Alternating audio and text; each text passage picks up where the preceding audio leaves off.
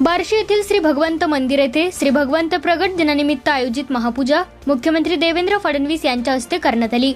त्यानंतर बार्शी शहरात प्रधानमंत्री आवास योजना व रमाई आवास योजनेअंतर्गत घरकुल लाभार्थ्यांना मुख्यमंत्री महोदयांच्या हस्ते घराच्या चावीचे वितरण करण्यात आले।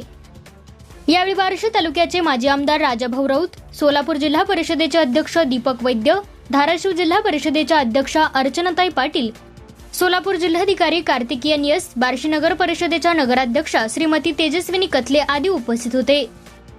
प्राचीन काळापासून असलेल्या लोकपरंपरा, अध्यात्म तसेच ऐतिहासिक व सांस्कृतिक ठेवा जपणे हे गरजेचे आहे। या सांस्कृतिक ठेव्याला जनतेपर्यंत आणण्यासाठी तयार करण्यात आलेल्या आराखड्याला मान्यता देण्यात येईल आणि श्री भगवंत मंदिर तीर्थक्षेत्र विकास आराखड्यातून या भागाचा विकास करण्यात येणार असल्याचे मुख्यमंत्री यावेळी म्हणाले। बार्शी शहर भगवंत मंदिरासाठी प्रसिद्ध आहे।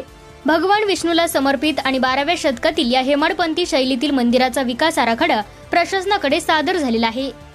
हा आराखडा राज्य शिखर समितीकडे आल्यानंतर त्यात प्रस्तावित केलेली कामे व निधीप्रमाणे शासनाकडून मंजुरी देण्यात येईल अशी ग्वाही मुख्यमंत्री देवेंद्र फडणवीस यांनी दिली।